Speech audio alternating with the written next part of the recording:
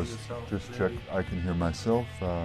Legs. You were saying, can we move on to? So which topic the, shall we cover next? the LeVays. Mhm.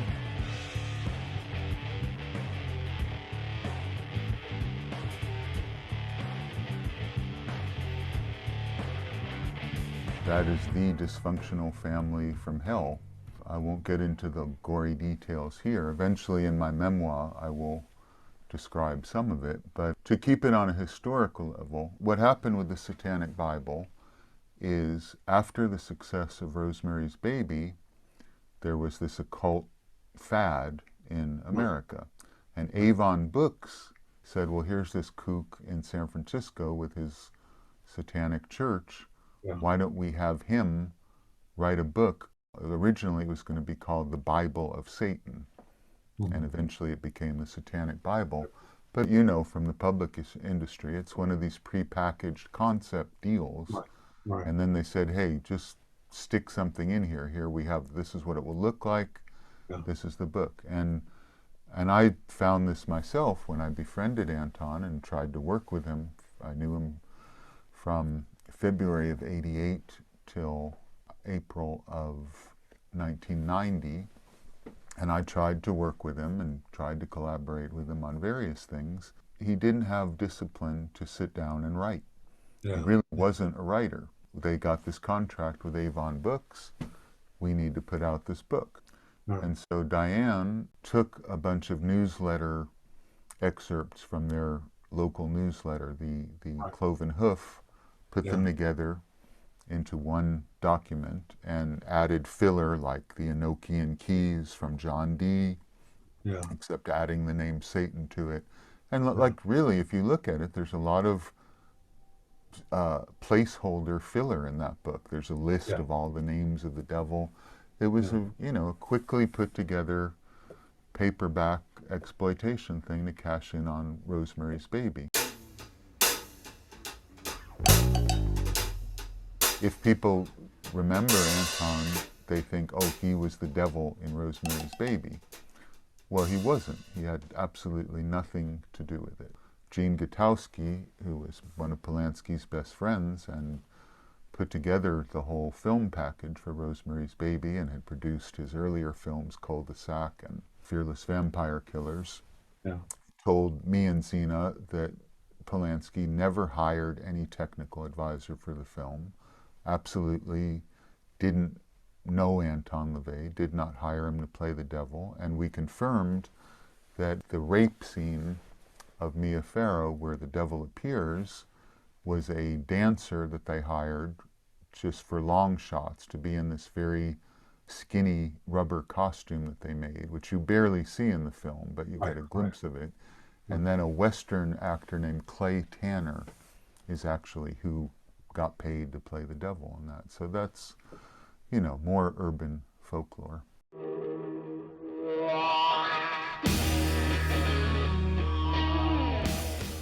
The weird timing of the dark side of the 60s.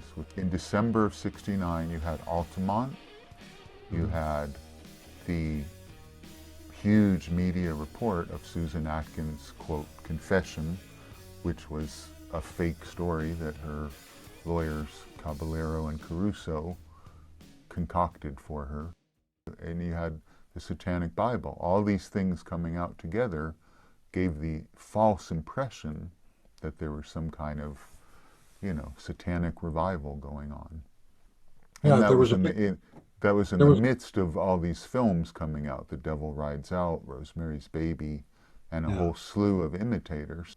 And then you had the Rolling Stones the year before flirting with Satanism because of Kenneth Anger, which is another connection to the whole Manson commune and Bobby Beausoleil.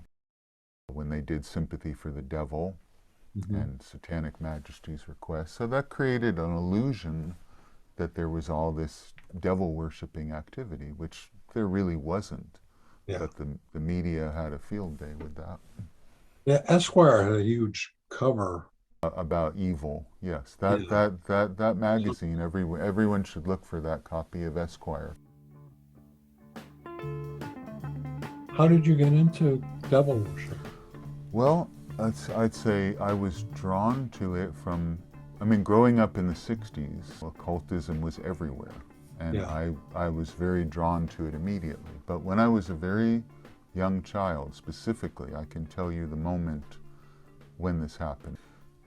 I had a babysitter who was kind of a pre-hippie. It was, you know, she wasn't exactly a hippie, but it was that period where young people were moving into that. Yeah. And she, long before Wicca or witchcraft had become popular, identified as a witch. She was a devotee of the old Universal horror movies and the new Hammer films, which I was, you know, a great devotee of. Same with And me. yeah, Yeah. They're right. And great. so, yeah, and I got to know Christopher Lee very well later. And You did? oh yeah, Oh, wow. I put out an album, the first album that he ever did, Christopher Lee Sings. I produced it and we worked together on that. I got to know him very well. And there he plays extravagant matches in fitless finger stalls, on a cloth untrue with a twisted cue, and elliptical billiard balls. Ha ha ha ha ha.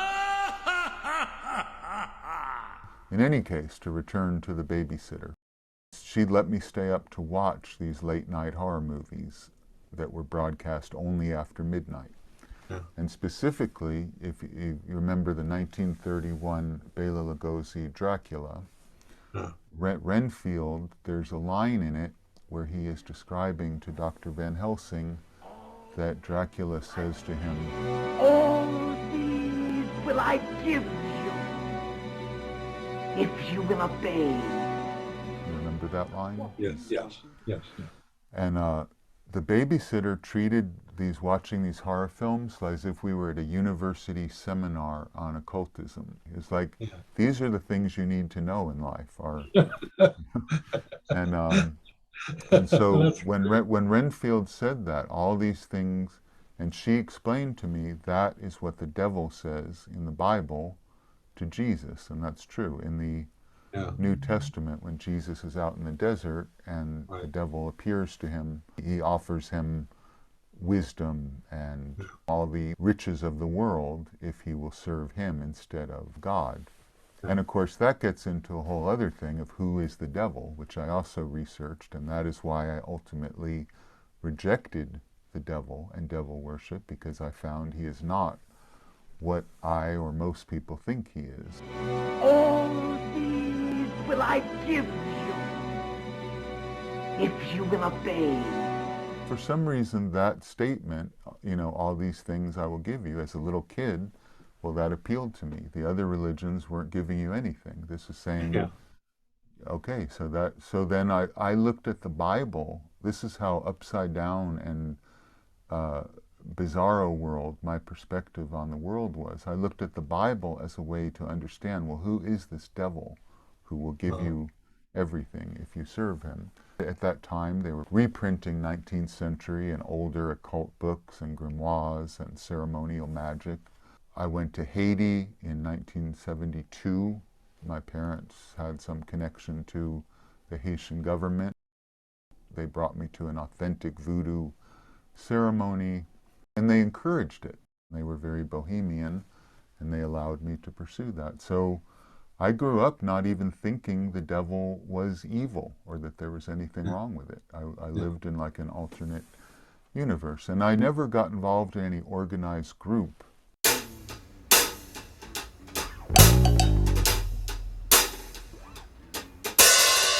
To get back to your earlier question, how did I even get involved with the LeVay family, is I was writing a book in 1988 called The Demonic Revolution, which would have been an analysis of the whole occult world. What is it really about?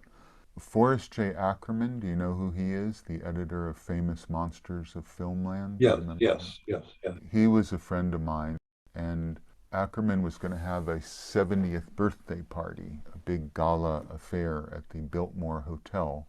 And Anton was supposedly going to visit him, come to this birthday party. I was going to interview Anton for this book, and all I really wanted to know at that time, the Susan Atkins connection with the Church of Satan was not really well understood. Right. So I wanted to ask him about that, and I wanted to ask him about, he claims in the Satanic Rituals to have seen these secret satanic films in Germany. He claims that he went to Germany in 1945 as a teenager, which is bullshit. He didn't. I absolutely verified he didn't. So I just wanted to ask him those two questions. And Ackerman had spoken to Anton, who he'd known since the 50s. And he didn't end up coming, but when I moved to San Francisco, Anton remembered me through Ackerman. And we became friends on a secular level. We were practicing two different kinds of Satanism, so to speak, but we became friends based on our mutual interest in cultural things like films, military history, that kind of thing.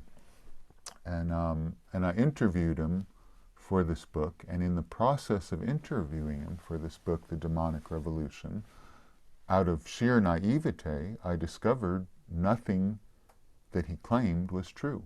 Like, okay, let's talk about Rosemary's Baby, and looked into it, not true. He claimed to be a forensic photographer for the police. I said, let's see these pictures that you have, that you took. They weren't professional forensic, they were just snapshots that anyone could have taken. You know, at first it was awkward, like, okay, I'm trying to burnish your legend and myth, and I'm finding it's the Wizard of Oz. There's nothing there. He created myths and legends about himself. The claim that the Black House, this house that he lived in, was the former home of this famous brothel keeper and Madame Mammy Pleasant in old San Francisco.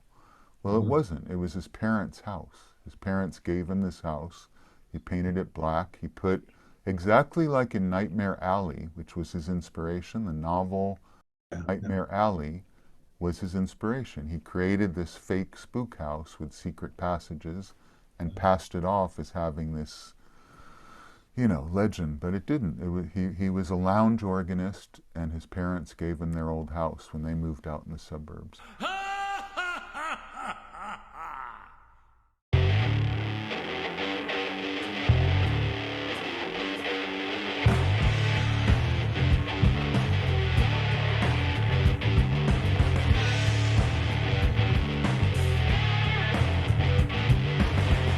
And then I met Zena, who came to a concert of mine through Anton, and fell in love with her immediately, and we became partners in Radio Werewolf and formed the Werewolf Order together, which was like the initiatory school connected to the band. And she was at that time the high priestess of the Church of Satan, so she was the public representative for the Church of Satan. And then, you know, it's a long story, but they had a falling out because Anton basically threatened her life. And he had been abusive and done horrific things in the past. I mean, she just simply could not support his lies and his hypocrisy, and so she resigned as the high priestess. And after that, the Church of Satan, like a low-budget Scientology, basically ran a constant hate and smear campaign against Zena and myself. They were just like any group of religious fanatics fighting with each other over who is really evil, in the same way that Christian groups fight over who is really the best and the most Christian. So I was disgusted with the whole occult world.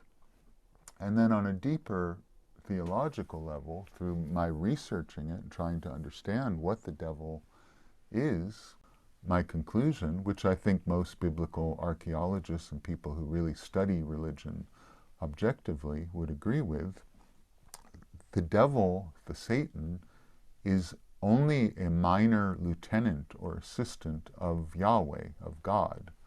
He is not his opponent. He's actually his servant. I get into this in great detail in my book, The Satanic Screen. What you think you know about the devil is just not actually true. It's a kind of a folk tale that the Catholics invented later to make sense of certain stories in the Bible. Yeah, and so basically Satanism is a subsect of Christianity. It's like it doesn't make any sense to be a Satanist because it's intrinsically a part of the whole Abrahamic Christian, Jewish, Islamic religion. It only makes sense as a counter reaction to God. In the 90s, I gave up on occultism and devil worship altogether, and I've been a tantric Buddhist for much longer, actually, now than I was ever a Satanist. But people, I've said many times, people remember how they first encounter you. And I mean, you're always going to be connected with punk rock. I'm always going to be connected with, you know, whatever your first impression is what Yeah. what you get connected with.